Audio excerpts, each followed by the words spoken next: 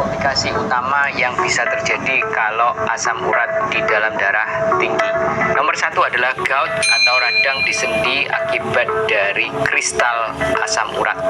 Radang sendi ini bisa terjadi di semua sendi, tapi ada 4 sendi yang paling sering terkena asam urat: sendi lutut, sendi pergelangan kaki, sendi jempol kaki, dan sendi pergelangan tangan. Jadi 4 ini adalah lutut, pergelangan kaki, jempol kaki, dan pergelangan tangan. Tapi kalau Anda mengeluh nyeri di sendi-sendi ini, bukan berarti Anda terkena asam urat. Banyak penyebab lain yang lebih sering terjadi dibanding dengan asam urat, seperti pengapuran sendi.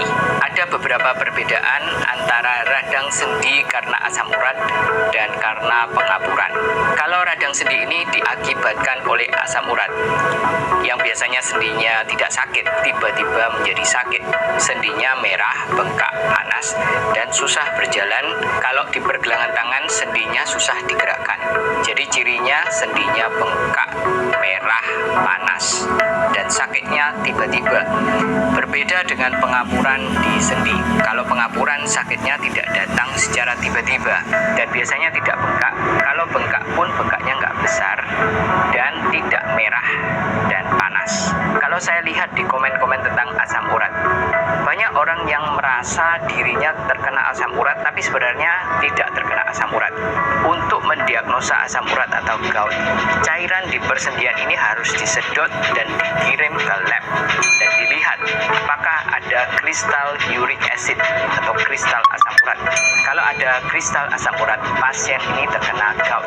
Kalau pasien terkena gout atau radang asam urat di sendi, biasanya asam urat di dalam darahnya juga tinggi, tapi tidak harus. Ada orang yang asam urat di dalam darah normal, tapi pasiennya terkena asam urat di sendi. Radang asam urat di sendi ini bisa merusak persendian dengan cepat. Dan komplikasi gout ini bisa ditangani dengan menjaga makanan supaya asam urat di dalam darah tidak tinggi. Dan nomor 2, kalau terkena gout atau radang asam urat, bisa minum obat anti radang dan steroid. Bisa juga dikompres es untuk mengurangi bengkak di persendiannya. Pasien harus beristirahat sampai rasa nyerinya kurang dengan signifikan.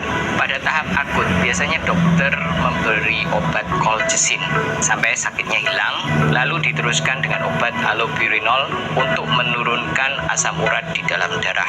Tentunya pasien juga harus menjaga makanan dan menjaga berat badan seperti yang sudah saya sharekan di 3 cara untuk menghindari asam urat.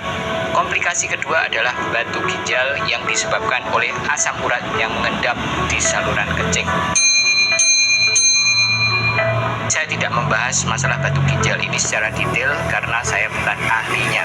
Kadang-kadang batu asam urat ini besar sekali dan ngeblok saluran kencing sehingga air kencing tidak bisa turun ke kandung kemih. Akhirnya ginjal menjadi bengkak. Kadang-kadang bisa terjadi gagal ginjal karena masalah batu ginjal yang besar.